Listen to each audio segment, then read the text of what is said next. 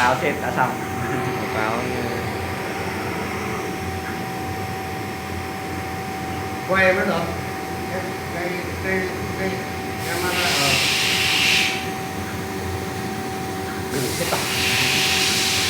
gửi xem là máy đã hoạt động.